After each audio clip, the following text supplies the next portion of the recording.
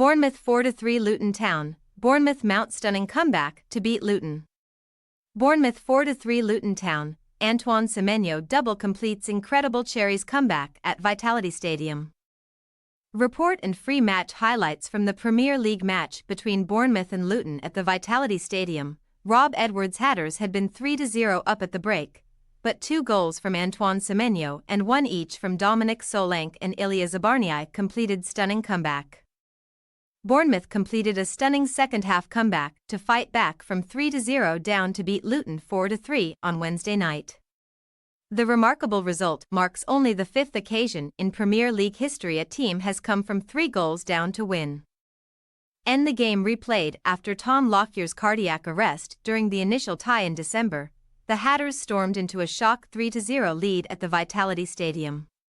Tahith Chung put Rob Edwards' side in front, with Chidozie Ogbene and Ross Barkley extending the lead before halftime, when Andoni Iraola's players were booed off the pitch by the furious home crowd. But the second half was a different story. Dominic Solanke pulled one back and Ilya Zabarnyi added another, before Antoine Semenyo's brilliant double finally took the game away from a shell-shocked Luton. The Hatters were on course to move out of the relegation zone and above Nottingham Forest when they were leading.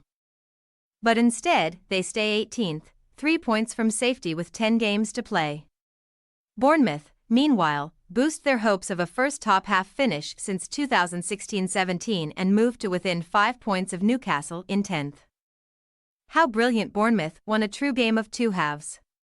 It was an emotionally charged night on the South Coast, given the reason for the game being replayed, particularly with a fully recovered Lockyer in attendance and able to show his thanks to the medical staff who saved his life.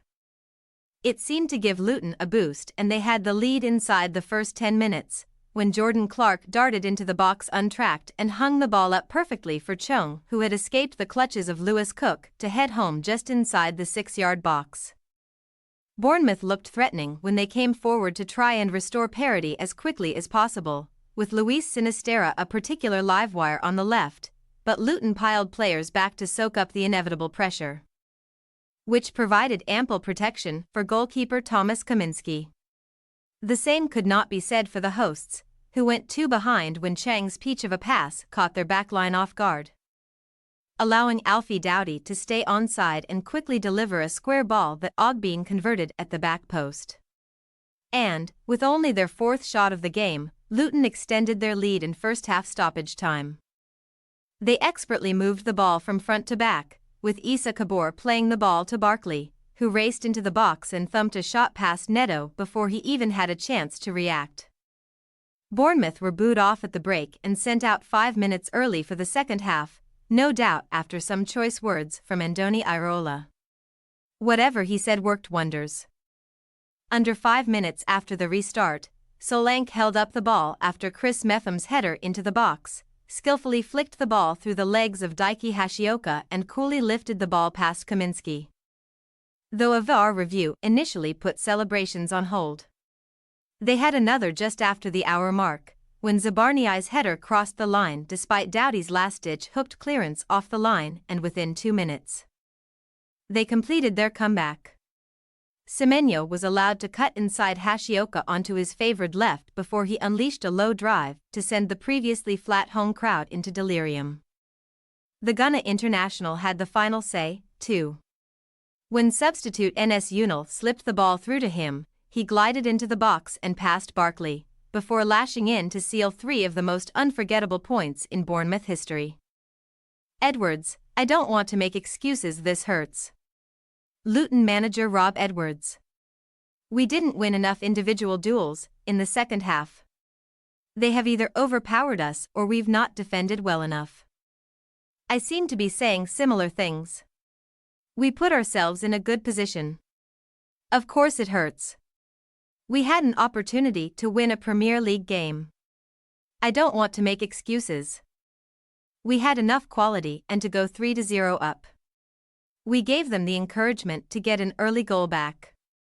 We were the ones to blame. Me. We should have seen the game out. We're still in the fight. Clearly now you start running out of games and the pressure will build. We have got to accept that. But if we win on Saturday, we're out of the bottom three. Bournemouth's unforgettable night in numbers. Opta stats. Bournemouth became the fifth team in Premier League history to win a match in which they trailed by 3 goals, after Leeds United v Derby in November 1997, Wimbledon v West Ham in September 1998, Manchester United v Tottenham in September 2001 and Wolves v Leicester in October 2003. Bournemouth became the third team in Premier League history to win a match in which they trailed by 3 goals at halftime, after Manchester United v Tottenham in September 2001 and Wolves v Leicester in October 2003. Bournemouth are the fourth team in Premier League history to avoid defeat, having gone 2+ goals behind in consecutive home games. After Liverpool May 1999, Derby County September 2000 and Reading January 2013. Dominic Solanke scored his 15th Premier League goal of the season, just the second Bournemouth player to net as many in a single top-flight campaign after Josh King's 16 in 2016-17. What's next? Bournemouth must wait nearly 3 weeks for their next game after the postponement of their Premier League fixture at Wolves due to Gary O'Neill's side's FA Cup participation this weekend, which is then followed by an international break. The Cherries return to action with another game against a relegation-threatened side as Andoni Iraola's side host Everton on March 30th. Kick-off 3 p.m.